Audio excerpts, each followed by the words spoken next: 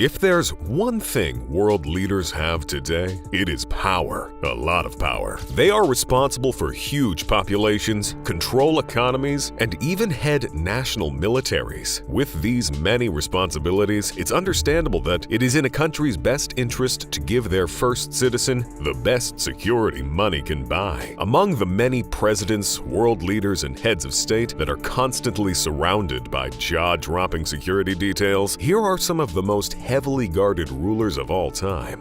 Number 8. Recep Tayyip Erdogan, President of Turkey. Aside from being Turkey's 12th and current president, Recep Tayyip Erdogan has gained massive popularity worldwide because he seems to have a knack for making one or two powerful enemies every now and then. Being a veteran of Turkey politics, having climbed from mayorhood to the top as president, Erdogan always has something to say about everybody. However, he does that knowing he will be just fine because of his impressive security. President Erdogan always has an extensive 60-man bodyguard team surrounding him wherever he is on the go, and that is not all he has in order to stay protected. When he's out on a visit somewhere, there are at least 100 snipers positioned around, alert to any danger and always keeping him in sight. 100 snipers may seem like overkill already, but that's just an average day for the man. On the days that he might have higher threat levels, the number goes up to 3,000 snipers. Aside from showing up in alarmingly massive numbers, these snipers are well trained to the extent that they can notice someone's muscles move wrong, and if it does, that someone will most likely get hit just in case they meant to cause the president any type of harm. When President Erdogan is on the road, he is granted a security convoy that can only be described as excessive to the highest level. There can be up to 12 luxury cars escorting the president, and of course these vehicles are filled to the brim with his elite security team, who will spare no expense to ensure that the president is protected. President Erdogan's security detail can be so zealous to the point that they were willing to beat up American citizens, including women and children, U.S. Secret Service agents, and other security officers, for the sake of President Erdogan during a protest against him. As alarming as that sounds,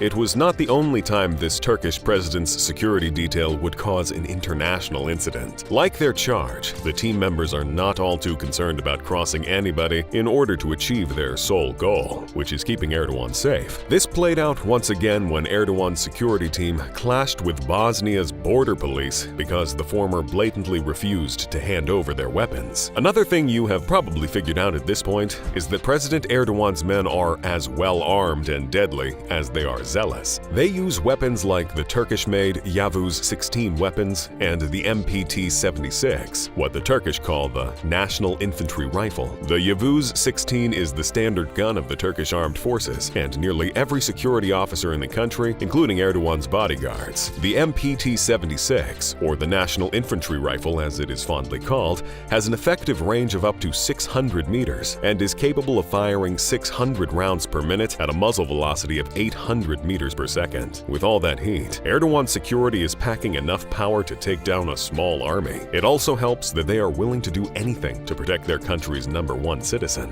Number 7. Narendra Modi, Prime Minister of India.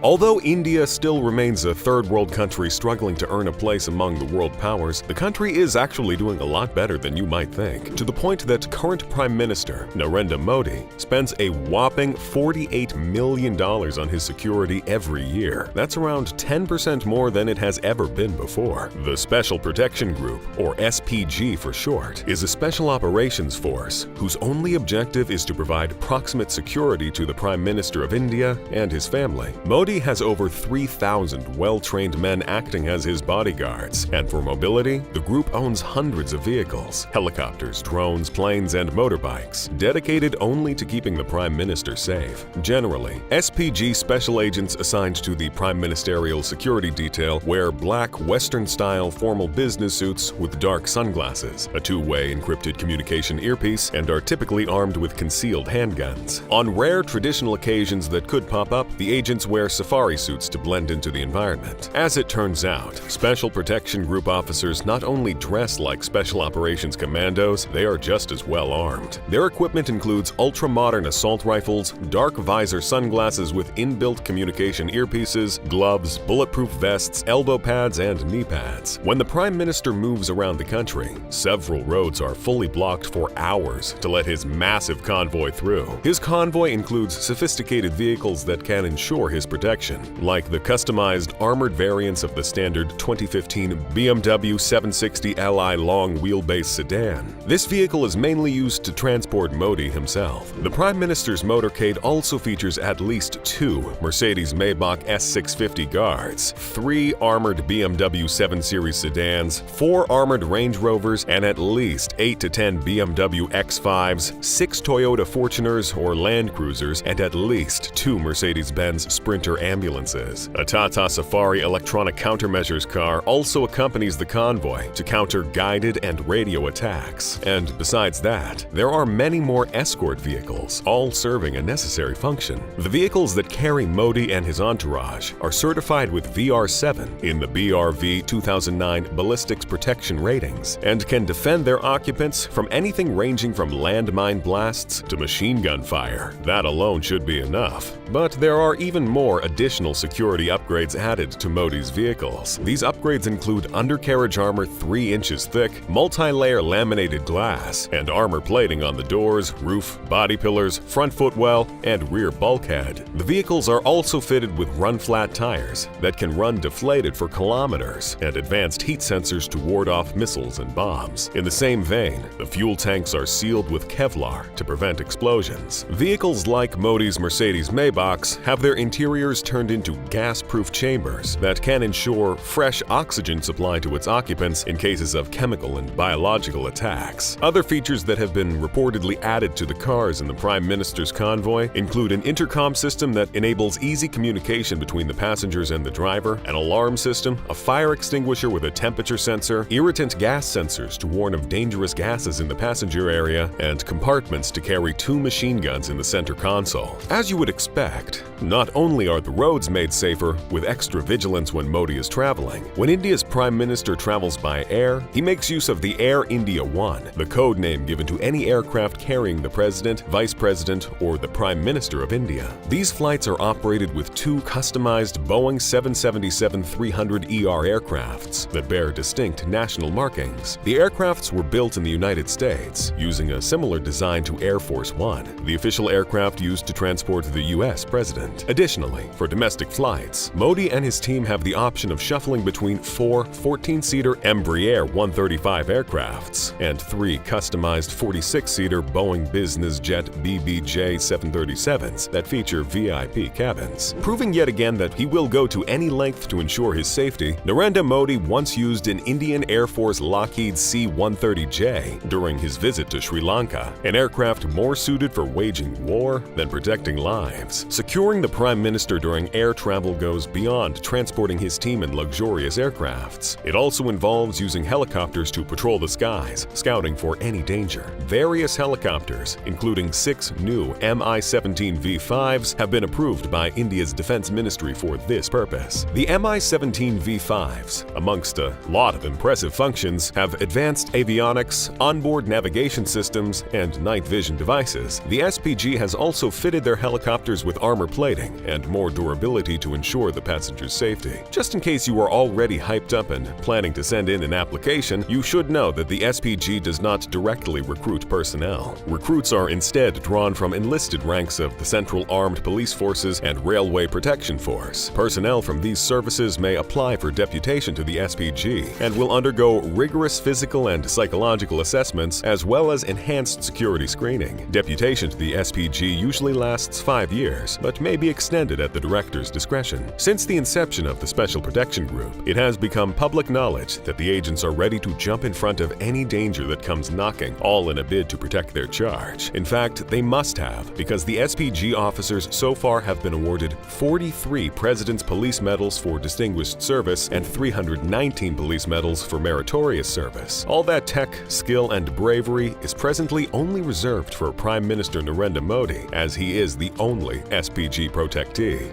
Number 6. Mamadi Doumbouya, interim military president of Guinea. The previous president of Guinea, Alpha Condé, might have made an appearance on this list if not for the fact that his well-trained security personnel could not stop the coup d'etat that took him out of power. After he was overthrown, Alpha Condé's position was taken over by Mamadi Doumbouya, a lieutenant colonel in the army. He now serves as the country's interim president. In a rather shocking turn of events, it turns out that President Doumbouya was personally groomed by the previous president from the rank of corporal to become the head of the Special Forces Group, an elite military unit created by Condé himself. But before Condé was ousted from power, he went out of his way to revamp the military. The budget spent on his plan for a deadlier and better trained security force was estimated to be about $119 million in 2005, 2.9% of the country's GDP. And although the 2006 defense budget was way less, at an estimated $30 million, a lot of money was still spent on the military. Condé got the military back to their barracks, redeployed some battalions to their territory,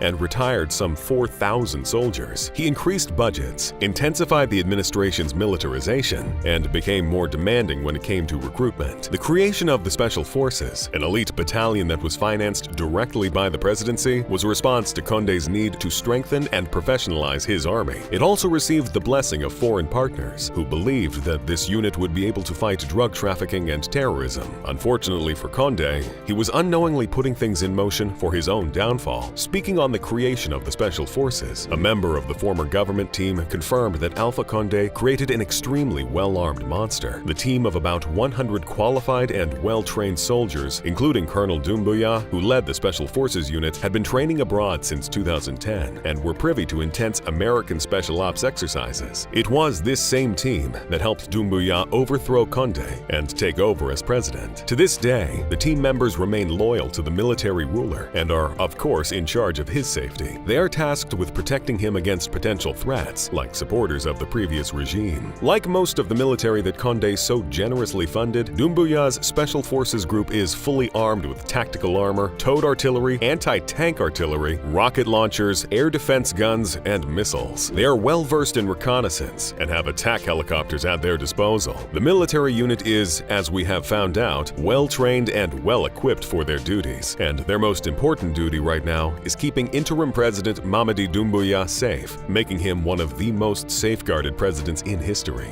Number 5. Mohammed bin Salman Al Saud, Crown Prince and Prime Minister of Saudi Arabia. Being the Crown Prince and Prime Minister of one of the biggest exporters of oil in the world is definitely enough reason for Mohammed bin Salman Al Saud to keep tight security around himself, and the prince does just that. With a net worth estimated to be over $13 billion, Mohammed bin Salman definitely sits as one of the most influential people in the Arab world, and with so much power comes the need to protect himself. Over the years, news has spread like wildfire that the prince might have a huge target on his back due to several reasons, and one of them is the fact that he was tied to the brutal murder of journalist Jamal Khashoggi. Before he was named Prime Minister of the oil-rich nation of Saudi Arabia, Prince Mohammed bin Salman served as the Minister of Defense. During his time in this position, he made some radical changes to the Saudi army, and with his safety and protection being a key focus. With his authority as the Crown Prince and role as the Minister of Defense, Mohammed bin Salman took sole control of all Saudi Arabia's military and security agencies. Using the excuse of improving their capabilities and performance, the prince wrestled and took over control of some of these agencies from other royal family members and brought them under a single new body called the Presidency of State Security. He also implemented reforms in several security agencies across the country. These reforms include replacing the Royal Guard commander, appointing a new chief of staff for the armed forces, as well as various other leaders, and most importantly, making sure that all the newly appointed officials answer only to him. Prince Mohammed bin Salman basically united the country's military power with the expertise of the state's secret services and effectively created a personal army tasked with protecting him from all threats. Thanks to the power moves he is constantly making to ensure that he has a firm grip on the majority of security agencies in the nation, Mohammed bin Salman has a strong security detail filled with highly trained soldiers and a cybersecurity team that is always on the lookout for viable threats to his well-being. Since it was first put together, the Crown Prince's security detail has continued to grow and expand annually. 2 2 years ago, news broke out that the Saudi royal was searching for 800 new officers. As far as military equipment and fighting gear are concerned, the heir to the Saudi throne has done a lot to modernize the country's military equipment. In fact, in 2019, he spent over $20 billion on buying top-notch guns and artillery for the country's army. With that in mind, it's safe to say that those tasked with protecting Prince Mohammed bin Salman have not just the skills, but also the equipment needed to do their job diligently. Number 4. Xi Jinping, President of China.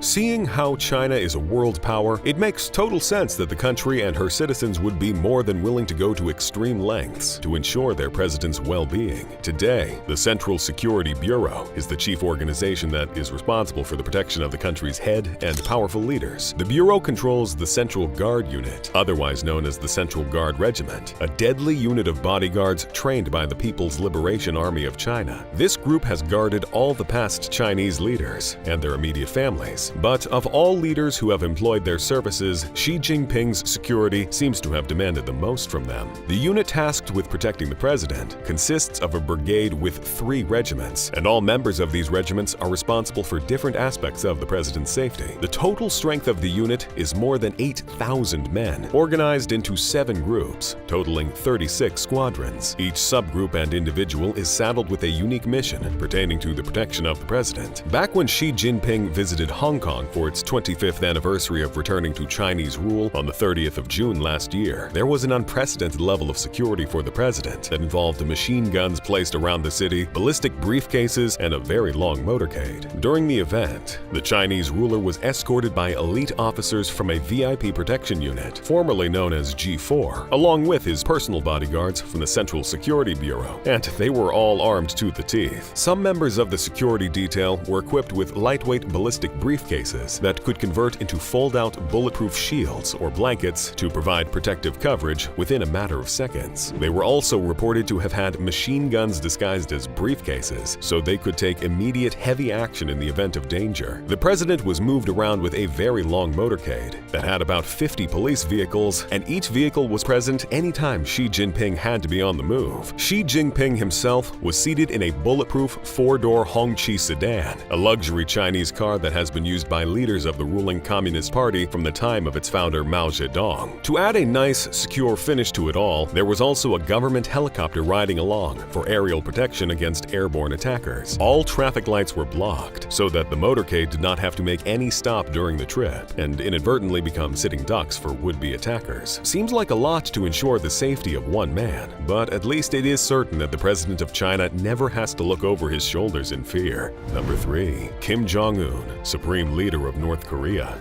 Since the reign of North Korea's head of state began, he has had no shortage of enemies popping up, mainly because his power is not that of a democratic rule. Kim Jong-un is an unapologetic dictator, and he has an iron grip on North Korea. Considering his unpopular reign, it should be expected that some opposition will most likely come up, but with the dictator's insane security, they definitely will have their work cut out for them. Wherever he goes, North Korea's #1 citizen is protected by a security team that can easily be mistaken for an elite military special ops division. When the dictator is moving by road, his presidential car is always flanked by a team of sharply dressed bodyguards. The guards all have to be extremely fit, because sometimes their job description requires them to jog alongside Kim Jong-un's car, no matter how long the drive is. The runner bodyguards are part of the Central Party Office No. 6, an elite team of bodyguards that is not easy to get into. There are a lot of tests to be passed to be considered for a spot in the large team that safeguards the most important person in the country. One of the many hurdles candidates have to cross is meeting the height requirement. To be guaranteed a position on the squad, prospective candidates need to be roughly the same height as the North Korean head of state. For whatever the reason may be, height is an important factor in choosing candidates. Some people have speculated that this requirement was put in place simply because Kim Jong-un didn't want to be surrounded by taller men, but I guess we will never know. Other distinct features must be met, but it is a given that each guard is tested tested in the more important skills, like marksmanship and martial arts. The chosen candidates need to be able to protect the head of state in the most dire situations, and this is probably why they have to take tests that are believed to be similar to the ones Secret Service operatives are given before being placed on the presidential detail. Aspiring members of Kim Jong-un's security detail are also subjected to an intensive background check that scrutinizes even the last 2 generations of their family trees to ensure that they have no conflict of interest or potential weakness that a blackmailer might take advantage of. It already seems like a lot of thought is put into keeping Kim Jong-un safe, but that is not all. Aside from his personal bodyguards, a whole unit of the North Korean army is also devoted to protecting the head of state. If you are wondering what the big deal about that is, well, here is the thing. Members of the army go where they are told, without question, and do not have the luxury of refusing orders. They can and will do anything to ensure the safety of Kim Jong-un. North Korea's presidential security system comprises one of the most complex military teams in the world, with a staff of over 100,000 members, and they all have the single duty of protecting one man. Officially, the unit is known as the Supreme Guard Command and is overseen by General Yoon Jong-rin. The command is based in Pyongyang, near Kim Jong-un's headquarters, but they have camps all around the country. Aside from its original members, the unit has access to another 100,000 soldiers in case of a serious attack on Kim Jong-un. These standby members are trained to be on ground, ready to move him to a secure location quickly and deploy armored vehicles to keep him safe. The members of the elite security group high up in the command chain have access to classified information needed to keep their charge safe. This information includes the location of hidden bunkers, built to shelter and protect the dictator from any attack. Although units in the command serve specific purposes, having 100,000 people to protect one man seems like overkill, especially since the vast majority of them are chosen as teenagers and are put through years of intensive training, with only one priority: keeping Kim Jong-un safe. Number 2. Donald Trump, President of the United States. There was never a doubt about Donald Trump making this list, and of course he ranks this high because of reasons that will soon be obvious. For starters, the one-time president was not only the leader of one of the most powerful countries in the world, but he is also a big-time billionaire with hundreds of businesses all over the world. Trump's political position, personal wealth, and love for security make up the reasons why the billionaire president's term in office broke a record with his security expenses. How big a record, you ask? Well, while the protection of the previous President Barack Obama and his family cost the country about $16 million a year, Trump's time in office raised the bar to a staggering $29 million. That alone was enough to knock over some records, but it gets even more astonishing. In 2017, the U.S. Congress budgeted a whopping $120 million for the protection of Donald Trump and his family. Now, you are probably wondering just how Trump managed to splurge $120 million on security, and you are about to find out. To begin with, the elite Secret Service in charge of protecting the then-president had more than 7,000 elements, like the different units and personnel, all perfectly coordinated and ready for any situation that might have threatened the life of Trump. Of course, these elements did not cost no small bills, hence the overwhelming protection fees. A significant part of the protection fees were spent on the Beast. Not a beast, the